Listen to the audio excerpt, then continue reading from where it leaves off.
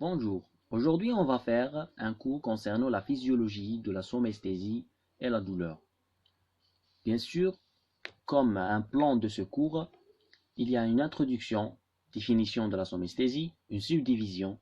On va citer les modalités sensorielles somesthésiques et les récepteurs somesthésiques, les afférences somesthésiques, les voies somesthésiques médulaires et les centres somesthésiques supramédulaires.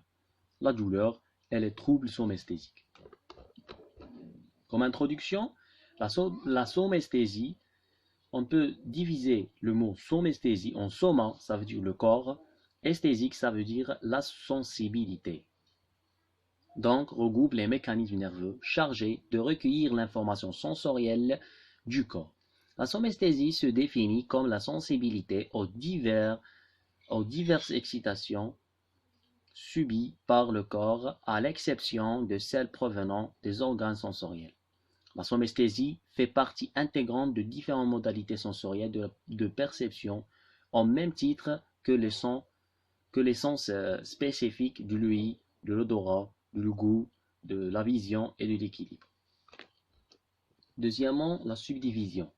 Les modalités sensorielles somesthésiques, il existe trois types de subdivisions. Selon le territoire corporel, ça veut dire topographiquement, selon la nature de l'énergie délivrée par le stimulus, ça veut dire physiquement, et selon la qualité perceptive, ça veut dire perceptivement. Donc, topographiquement, on a soit une sensibilité superficielle, soit une sensibilité profonde. La sensibilité superficielle, c'est bien sûr une sensibilité extéroceptive, c'est bien sûr avec une relation avec la peau. Une sensibilité profonde, on a deux types de sensibilité profonde. On a soit proprioceptive, soit interoceptive. Proprioceptive, ça veut dire il y a une relation avec l'appareil locomoteur. Et la sensibilité interoceptive, c'est en relation avec les viscères. Deuxièmement, selon la nature de l'énergie délivrée par le stimulus, bien sûr, c'est physiquement, soit une sensibilité mécanique, soit une sensibilité thermique, soit une sensibilité chimique. Troisièmement, c'est selon la qualité perceptive, et on a bien sûr soit le tact, ça veut dire toucher, pression, vibration, soit la kinesthésie, ça veut dire le sens de position et déplacement articulaire, soit température, c'est chaud et froid, soit la douleur. Donc il existe quatre modalités sensorielles de la somesthésie selon la qualité perceptive dont le critère est fondé sur le jugement des sujets. Bien sûr, on a le tact épicritique, la proprioception ou la kinesthésie, la nociception et le thermoception. Le tact épicritique, il comprend le toucher, la vibration, la pression. Bien sûr, il renseigne sur la taille, la forme, la texture des objets et leur mouvement sur leur peau. La proprioception ou la kinesthésie, il s'agit d'une sensibilité profonde qui renseigne sur la position statique et la vitesse du mouvement des membres et du corps. La nociception, elle correspond à la perception des stimuli à l'origine de la douleur et est secondaire à tout facteur qui entraîne une lésion tissulaire. Le thermoception, c'est bien sûr chaud et froid. Les messages afférents produits par les récepteurs sont formés de trains de potentiel d'action. Ces messages gagnent le cône postérieur de la moelle par des neurones de premier ordre, situés dans les ganglions rachidiens. Les neurones de premier ordre possèdent deux prolongements d'axone en T. Donc, un prolongement périphérique qui se termine en récepteur sensoriel ou sur une cellule accessoire et un prolongement central qui pénètre dans la moelle par une racine dorsale ou un nerf rachidien. Un nerf crânien, pardon. Donc, troisièmement, on va entrer dans les récepteurs somesthésiques.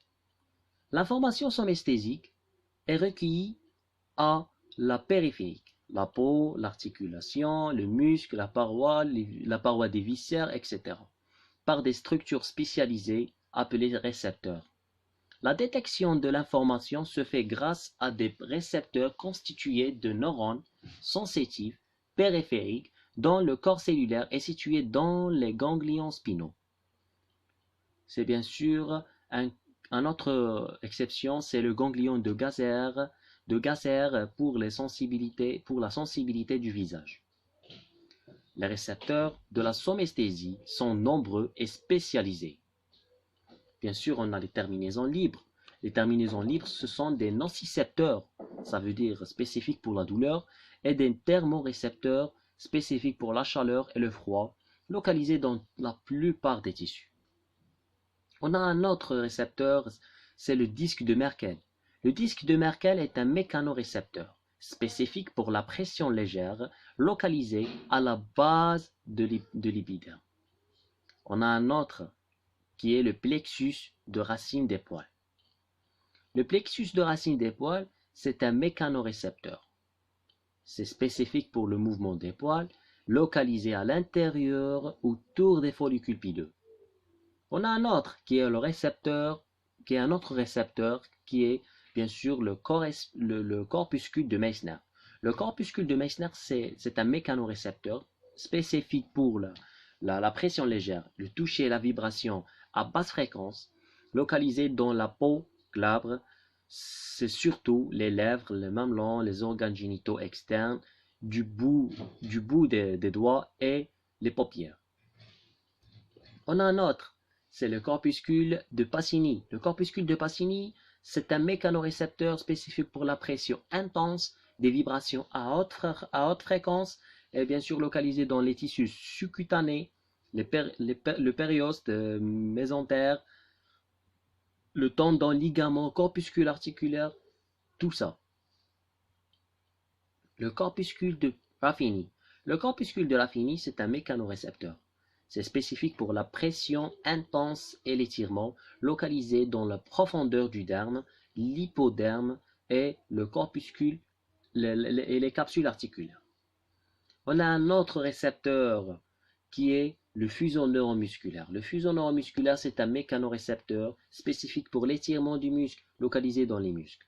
On a un autre qui est le fuseau neurotendineux, qui est un mécanorécepteur spécifique pour l'étirement des tendons et localisé dans les tendons. Tous ces récepteurs, à partir de l'état des tissus de l'organisme, participent à l'élaboration des différentes sensations corporelles tactiles, thermiques, proprioceptives, kinesthésiques et nociceptives.